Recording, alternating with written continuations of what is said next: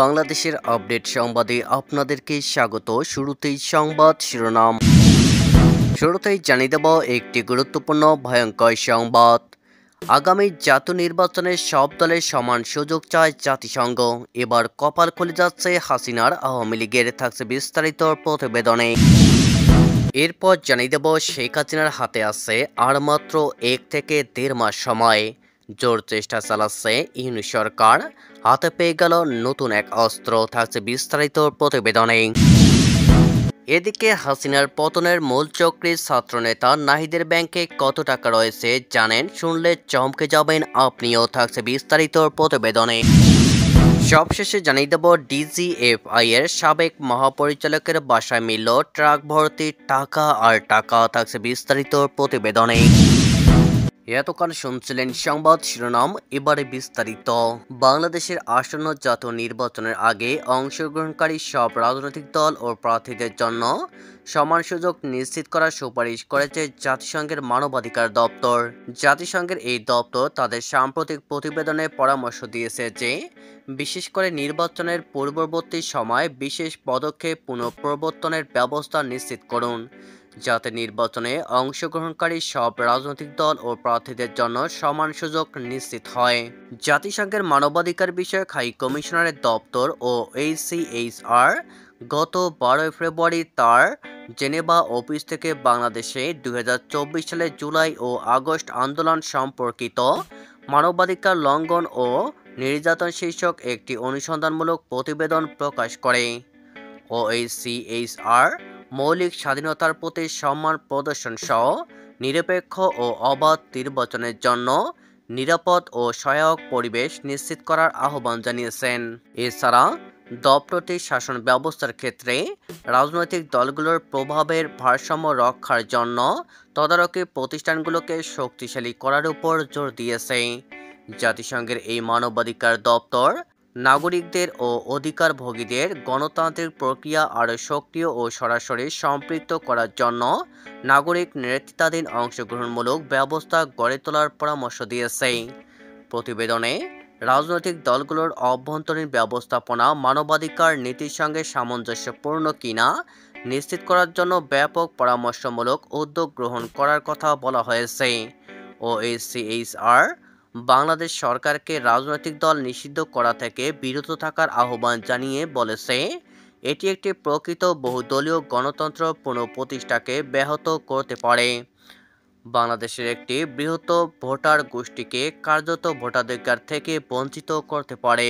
এছাড়া দপ্তরটি রাজনৈতিক ও জনজীবনে নারী পুরুষের মধ্যে প্রকৃত সমতা নিশ্চিত করতে প্রচলিত আইন ও বিধিবিধান কার্যকরভাবে বাস্তবায়নের সুপারিশ করেছে। এই ক্ষেত্রে প্রয়োজন হলে সামরিক বিশেষ ব্যবস্থা গ্রহণ করার কথা বলা হয়েছে।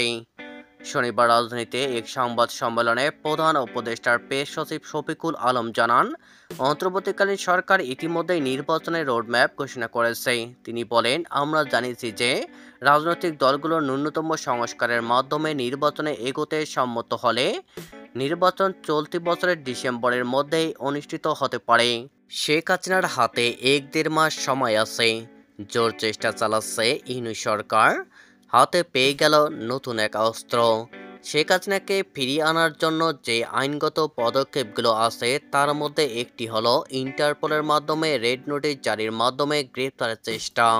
1-1.5 মাসের মধ্যে বাংলাদেশের প্রাক্তন প্রধানমন্ত্রী শেখ হাসিনার আনুষ্ঠানিক বিচার শুরু হবে বলে জানিয়েছেন আন্তর্জাতিক অপরাধ ট্রাইব্যুনালের প্রধান কৌঁসুলি মোহাম্মদ তাজুল ইসলাম। প্রধান কয়েকটি মামলার তদন্ত প্রতিবেদন মার্চের মধ্যে পাওয়ার আশা করে তিনি বলেন, আনুষ্ঠানিকভাবে প্রতিবেদন হাতে পেলে 1-1.5 মাসের মধ্যে আনুষ্ঠানিক বিচারের যে প্রক্রিয়া সেটা শুরু করা যাবে। মামলায় আন্তর্জাতিক মানদণ্ড বজায় রেখে ন্যায় বিচার নিশ্চিত করা হবে জানিয়ে তাজুল ইসলাম বলেন, বিচারের কাজে কোনো তাড়াহুড়ো নয়, কিন্তু অহেতুক বিলম্ব করে জনগণের আকাঙ্ক্ষা যাতে নষ্ট না হয় সেদিকে নজর থাকবে। তাজুল ইসলাম আরও বলেন, এই ট্রাইব্যুনালকে বিতর্কিত করার জন্য পরাজিত দোসররা নানাভাবে চেষ্টা করবে, নানা প্রশ্ন তোলার চেষ্টা করবে, সেগুলো কাউন্টার করাই আমাদের দ্বিতীয় পর্বের চ্যালেঞ্জ। সর্বোপরি আমাদের প্রধান চ্যালেঞ্জ হচ্ছে ন্যায় বিচার নিশ্চিত এবং অপরাধীদের শাস্তি নিশ্চিত করা। শেখ হাসিনাকে ফিরিয়ে আনার জন্য যে আইনগত পদক্ষেপগুলো আছে তার মধ্যে একটি হলো ইন্টারপোলের মাধ্যমে রেড নোটিশ জারির মাধ্যমে গ্রেপ্তারের চেষ্টা। সেটা সরকারের পক্ষ থেকে অব্যাহত আছে।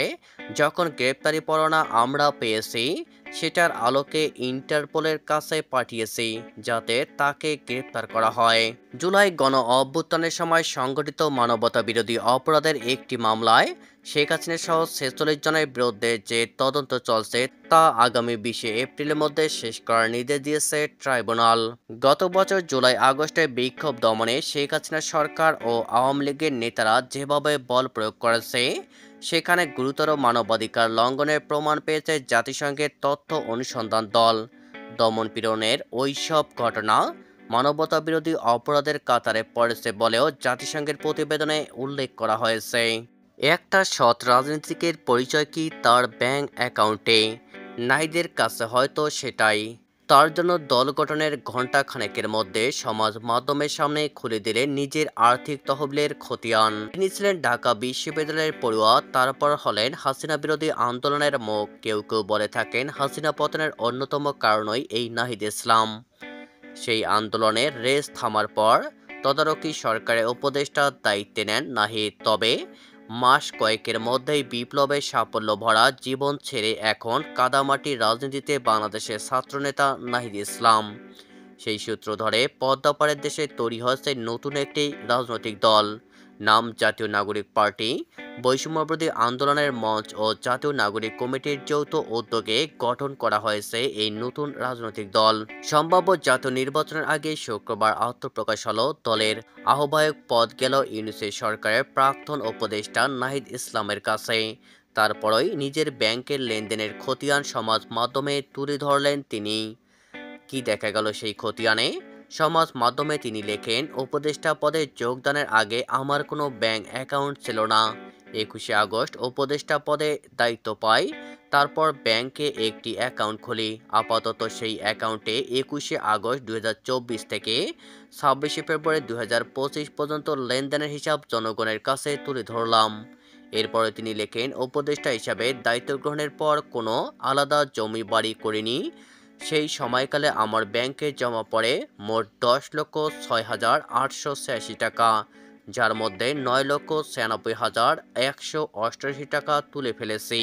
ডিজিএফআই এর সাবেক মহাপরিচালকের বাসায় মিলল ট্রাক ভর্তি টাকা আর টাকা। ডিরেক্টরেট জেনারেল অফ ফোর্সেস ইন্টেলিজেন্সের ডিজিএফআই সাবেক মহাপরিচালক সাইফুল আলমের বাসা থেকে 2,45,00,000 টাকা উদ্ধার করেছে দুর্নীতি দমন কমিশন দুদক। এছাড়া 34 কোটি টাকার অবৈধ সম্পদ অর্জনের অভিযোগে দুদকের মামলায় জড়িয়েছেন এইচটি ইমামের ছেলে তানভীর ইমাম। রোববার 2 মার্চ দুদকের প্রধান কার্যালয়ের সামনে গণমাধ্যম কর্মীদের এক প্রশ্নের জবাবে সংস্থাটির মহাপরিচালক মোহাম্মদ আখতার হোসেন এসব তথ্য জানিয়েছেন। জানা যায়, গত 27শে ফেব্রুয়ারি দুদকের নেতৃত্বে ডিজিএফআই এর সাবেক মহাপরিচালকের ক্যান্টনমেন্টের বাসায় অভিযান চালানো হয়। দুদক মহাপরিচালক বলেন, তার অর্থাৎ সাইফুল আলমের বিরুদ্ধে দুদকের একটি অনুসন্ধান চলমান রয়েছে। গোপন সংবাদের ভিত্তিতে গত 27শে ফেব্রুয়ারি ক্যান্টনমেন্টে তার বাসা থেকে 2,45,00,000 টাকা উদ্ধার করা হয়।